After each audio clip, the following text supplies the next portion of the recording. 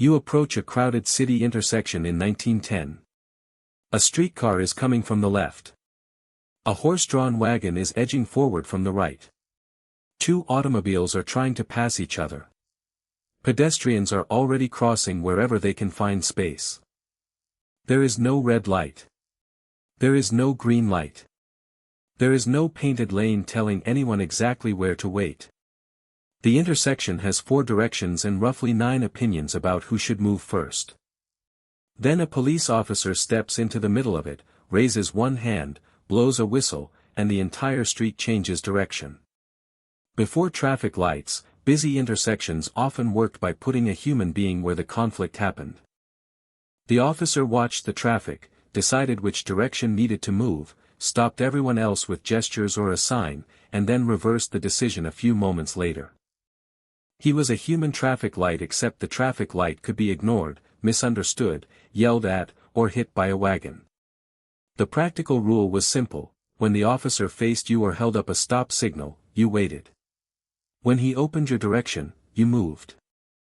Making strangers read the same gesture was harder than it sounds. At the turn of the 20th century, American streets were not occupied by one neat category called traffic.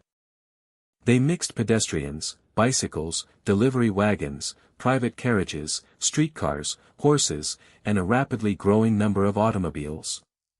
They did not stop or turn in the same way. A streetcar could not leave its rails. A horse might react to noise. An automobile could approach faster than expected.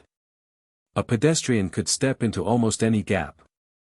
The modern assumption that everyone enters an intersection under one shared rule was still being built. William Phelps Eno, an early campaigner for traffic regulation, described New York before 1900 as a city where systematic street regulation was largely unknown. Blockades were frequent.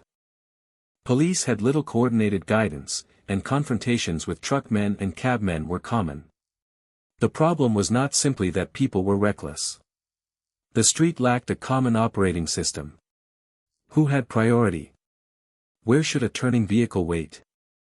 Could one wagon stop and block an entire crossing? Should traffic keep to one side? What did one officer's raised arm actually mean to a driver approaching from behind him? Cities answered with written rules, traffic squads, one-way movements, stopping places, and officers trained to direct flows before blockades formed. But rules printed on paper did not tell a driver when to cross one particular intersection. That job still belonged to the officer standing in the street. He used his body as a signal. A raised palm could mean stop. An arm motion could release one direction. A whistle could warn that the flow was about to change. Some officers carried signs marked stop and go. Others used portable semaphores with rotating arms that made the instruction larger and easier to see. In Cleveland, police used manually rotated semaphores in the middle of intersections. The officer could turn the arms to show stop or go and could add restrictions such as no left turn. Hand and whistle signals remained part of the system. This solved one problem: visibility. A small gesture could disappear behind a wagon or streetcar.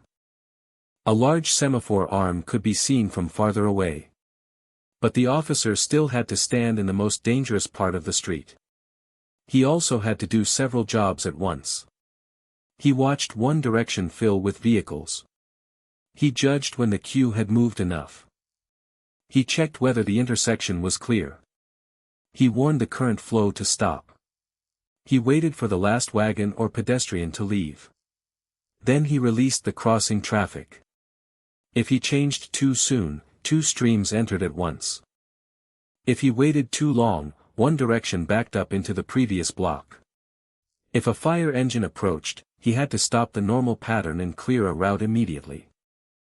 And if the officer at the next intersection made a different decision, traffic could move forward only to stop again a few seconds later. One early traffic signal patent complained that officers at neighboring intersections worked as independent units. Without coordination, one officer could release traffic toward a second officer who had already stopped it.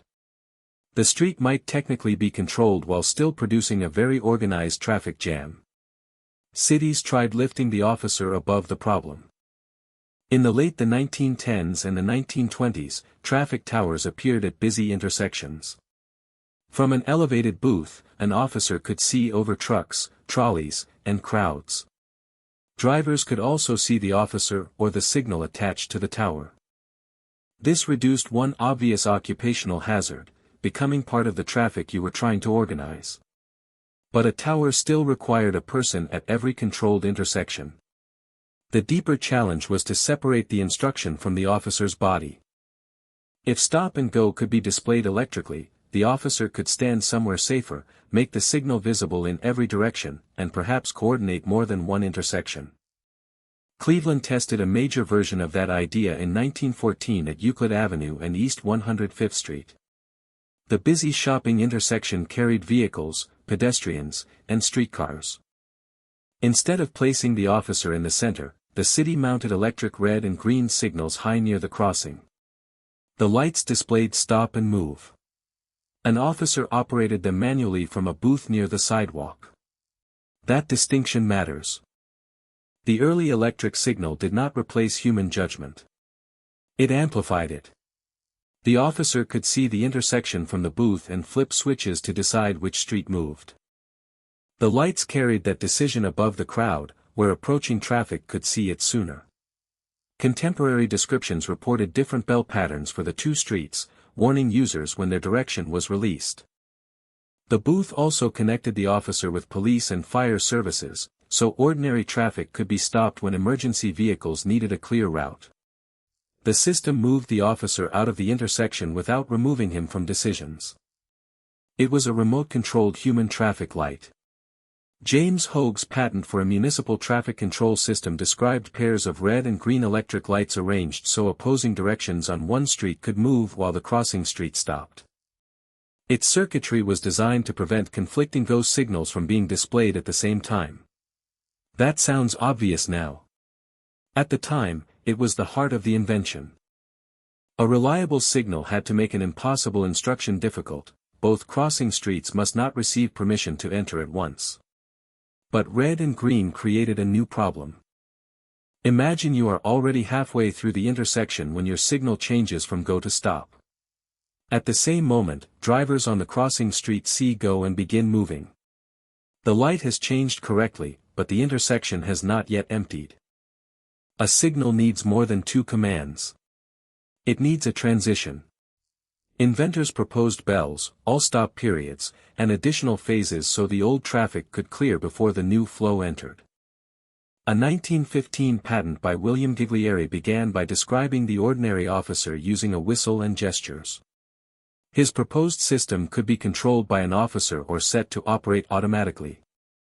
It included visible signals, audible warnings, and a cycle in which all four directions briefly showed red before the crossing street received green. That all-red interval performed the job an experienced officer had already been doing with his eyes: wait until the intersection clears. In Detroit, police officer William Potts developed a four-direction, three-color electric signal in 1920. Earlier illuminated systems had generally relied on red and green. Potts added an amber caution light, creating a visible warning between movement and stop. The three-color arrangement became familiar during the following years.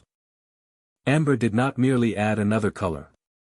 It gave drivers information about what was about to happen. A human officer could raise a whistle, shift his stance, or begin stopping one edge of the flow before changing direction completely. A two-color light had no body language. Amber gave the machine something similar.